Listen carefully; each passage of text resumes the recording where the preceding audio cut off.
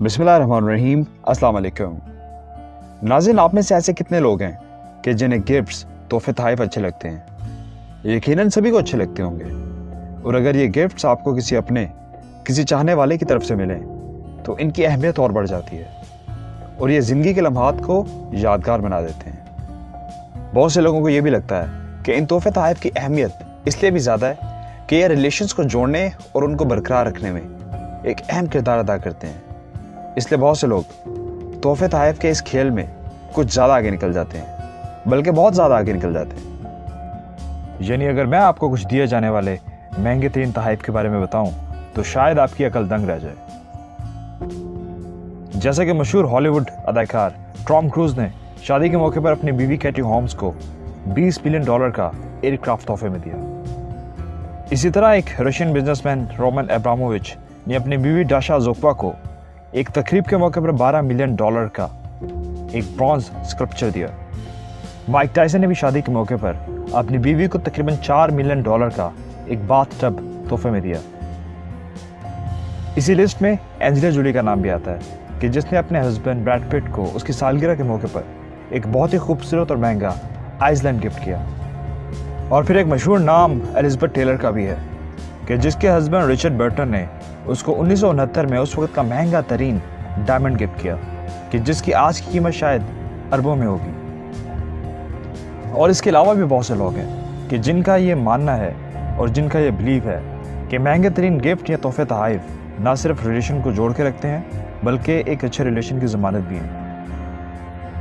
फिर एक हकीकत ये भी है कि ऐसे तमाम रिलेशंस के जिनके बारे में मैंने अभी आपको बताया है, उनके महंगे तरीन गिफ्ट्स भी उनके रिलेशन को कायम रखने की गारंटी ना दे सके। जी हाँ, इन सब की डिवोर्स हो चुकी है, तो ऐसे में ये महंगे तरीन गिफ्ट्स फिर किस काम के कि अगर ये भी रिलेशंस को कायम रखने की कोई गारंटी ना दे सके।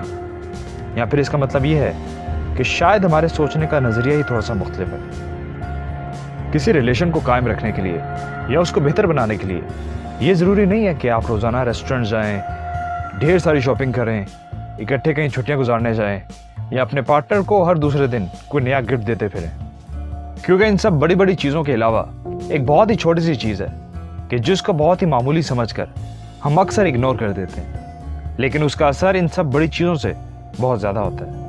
और वो है आपकी तवज्जो, आपकी अटेंशन, आपकी केयर करना, छोटी छोटी चीज़ों पर अपने पार्टनर को तवज्जो देना। क्योंकि ये छोटी छोटी चीज़ें एक बहुत बड़ा और एक देर पा असर डालने की ताकत रखती हैं। हमें शुरू में एहसास नहीं होता, लेकिन जब आपकी तवज्जो आहिस्ता आहिस्ता कम होना शुरू होती है और फिर ख़त्म हो जाती है तो आपका रिलेशन भी घुटन और उकताहट की तरफ अपना सफ़र शुरू कर देता है। और दुनिया में कौन है कि जिसको तवज्जो लेना अच्छा नहीं लगता। अगर आप किसी जानवर को भी पाल लें और अपनी तवज्जो दें तो वो भी आपसे ऐसे मानूस हो जाता है कि जैसे आपको सदियों से जानते हैं। यहाँ तो फिर इंसानों की बात हो रही है। और तवज्जो ना देने की एक बड़ी वजह यह भी है कि हम अपने रिलेशंस को अक्सर फॉर ग्रांटेड ले लेते हैं कि जो भी है जैसे भी है मैं जो मर्जी करता रहूँ, बेशक अपनी लाइफ में मगन रहूँ, अपने पार्टनर को बेशक टाइम ना दूँ, ये रिलेशन तो ऐसे ही चलता रहेगा, मुझे कुछ भी करने की क्या ज़रूरत है। फिर जब चीज़ें हाथ से निकलना शुरू होती हैं और रिलेशंस पर काले बादल मंडलाना शुरू होते हैं तो फिर हमें एहसास होता है कि हमसे गलती हुई है। फिर पता चलता है कि जिसकी केयर करने की ज़रूरत थी और जिसको अपनी ज़िंदगी की तवज्जो देने की ज़रूरत थी, बस थोड़ा सा टाइम निकाल के उसकी बात सुनने की ज़रूरत थी, उसको वक्त पे टाइम नहीं दिया। लेकिन क्या करें, हमेशा हमें एहसास बाद में होता है। हो सकता है कि आपका ताल्लुक इस सोच से हो कि मैं महंगे तरीन गिफ्ट देने पे बिलीव करता हूँ, मैं अपने प्यार का इजहार गोल्ड नेकलेस या डायमंड की रिंग देके करना चाहता हूँ, या अपनी मैरिज एनिवर्सरी किसी बहुत ही लग्जरियस होटल में मनाना चाहता हूँ। तो अगर आप अफोर्ड कर सकते हैं और ये सब चीज़ें आप कर सकते हैं तो ज़रूर करिए, आपको कोई रोक टोक नहीं है। लेकिन एक चीज़ हमेशा याद रखिएगा कि आपकी ये बड़ी बड़ी चीज़ें उस तवज्जो या अटेंशन के पीछे बहुत छोटी हैं कि जिसको देने के लिए आपको ना तो पैसों की ज़रूरत है और ना ही क्रेडिट कार्ड की। बस आपका थोड़ा सा वक्त और आपके कहे हुए कुछ अल्फाज, और किसी तीसरी चीज़ की आपको ज़रूरत नहीं पड़ेगी किसी लम्हे को यादगार बनाने के लिए। और अगर इस तवज्जो देने को आप अपनी ज़िंदगी का हिस्सा बना लें तो ना तो आपको किसी मैरिज काउंसलर के पास जाने की ज़रूरत पड़ेगी और ना ही लोगों से अपने रिलेशंस के लिए मशवरा मांगने की ज़रूरत पड़ेगी।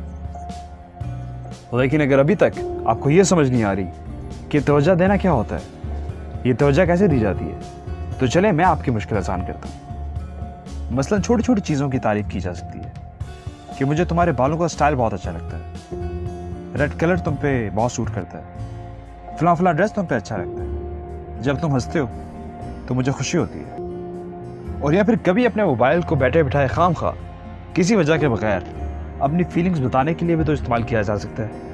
और कुछ जहन में ना आ रहा हो कि क्या कहा जाए, किस तरह से अपनी फीलिंग्स एक्सप्रेस की जाए, तो बस इतना लिख दें कि आई मिस यू, इतना भी काफ़ी होगा। और अगर काम के दौरान कभी आपके पार्टनर की कॉल आ जाए तो काम के प्रेशर की वजह से डांट कर कॉल बंद कर देने से बेहतर है कि आप ये कह दें कि मुझे बहुत अच्छा लगा तुम्हारी आवाज़ सुन के, लेकिन अभी मैं थोड़ा सा बिजी हूँ, फारिग होकर मैं खुद कॉल बैक करता हूँ। या छोटी छोटी चीज़ें जिनका इल्ज़ाम हम एक दूसरे पर डालते फिरते हैं कि ये मैंने नहीं किया, ये तुमने किया, ये तुमने नहीं किया, ये मैंने किया। किसी चीज़ का क्रेडिट लेने के बजाय क्रेडिट देना सीखें। यकीन जानिए इसमें आपको ज़्यादा मज़ा आएगा। कभी सिर्फ ठीक होना ही काफ़ी नहीं होता, क्योंकि अगर आपकी गलती ना भी हो फिर भी अपने आप को जस्टिफाई करते हुए जो लड़ाई आपने शुरू की है उसमें तो आपकी गलती है ना। तो कभी अपने आप को जस्टिफाई करने के बजाय जाने दें, कोई फ़र्क नहीं पड़ेगा। तवज्जो देने से मुराद ये भी है कि हमेशा यकीन दिलाना कि मैं तुम्हारे साथ हूँ। अगर ज़िंदगी में कुछ ऊंच नीच है या मुश्किल हालात हैं तो ये भी गुजर जाएंगे, लेकिन मैं तुम्हारे साथ रहूँगा। और कभी अपने फेवरेट मैच या ड्रामे को पॉज भी तो किया जा सकता है कि अपने पार्टनर की बात सुनी जा सके। लेकिन यहाँ पर हम उल्टा करते हैं, टीवी को पॉज करने के बजाय इंसानों को पॉज करके टीवी के प्रोग्राम को ख़त्म होने तक का टाइम देते हैं कि हम बाद में बात करेंगे। कभी ऐसे भी तो हो सकता है कि कोई ऐसा टीवी प्रोग्राम देखा जाए जो दोनों को पसंद हो, तो फिर इकट्ठा देखा जाए। अगर सोचें तो ये इतना मुश्किल काम नहीं है कि आराम से बात की जाए, छोटी छोटी चीज़ों की तारीफ की जाए, छोटी छोटी चीज़ों को याद रखा जाए, जैसे बर्थडे, मैरिज एनिवर्सरी, और एक दूसरे को विश किया जाए, एहसास किया जाए, छोटे छोटे कामों में एक दूसरे की मदद की जाए, हाथ बढ़ाया जाए, क्योंकि ये लाइफ की पार्टनरशिप है और पार्टनरशिप का मतलब होता है शराकतदारी। तो शराकतदारी निभाने की पूरी समझ होनी चाहिए और अपने पार्टनर की आपकी ज़िंदगी में शामिल होने की इम्पोर्टेंस उसको बताते रहें कि ये लम्हात वाकई मेरे लिए बहुत कीमती हैं और मुझे इनकी कदर है। फिर कभी खाने की टेबल पर टीवी या रेडियो सुनने के बजाय एक दूसरे की डेली रूटीन सुने। यकीन जानिए आपको ये भी बहुत एंटरटेनिंग लगेगी। दोस्तों, ये सब वो छोटी छोटी चीज़ें हैं कि जिनको देने के लिए ना तो आपको मल्टी मिलियनर होने की ज़रूरत है और ना ही किसी भाग दौड़ की ज़रूरत है। बस कुछ लम्हात और आपके कुछ कहे हुए प्यार भरे अल्फाज की ज़रूरत है, आपके एहसास की ज़रूरत है। और दूसरी तरफ बेशक आप कितना ही कीमती गिफ्ट क्यों ना देते, लेकिन तवज्जो जिसके वो हकदार हैं, तारीफ जिसे वो सुनने को बेकरार है और अपनी बात जिसको उन्हें कहने से करार है, इस सब के लिए आपके पास टाइम नहीं है, तो यकीन मानिए मेरी हमदर्दी आपके साथ है। क्योंकि इसका मतलब ये है कि अभी तक आप मैरिज पार्टनरशिप को समझ ही नहीं सके। क्या आपको पता है कि रोजाना तकरीबन 1 अरब लोग खाना खाए बगैर सो जाते हैं और इससे ज्यादा तादाद उन लोगों की है जो अपनों के एहसास के मुंतज़िर रह जाते हैं। अगर यही गलती अभी तक आप भी करते रहें तो यही वक्त है, चले अभी से शुरुआत करते हैं। वो छोटी छोटी चीजें जिन्हें हम आज तक इग्नोर करते रहे, उनको अपनी जिंदगी का हिस्सा बनाते हैं ताकि वो हमारी जिंदगी में एक बड़ा मुस्बत बदलाव ला सके।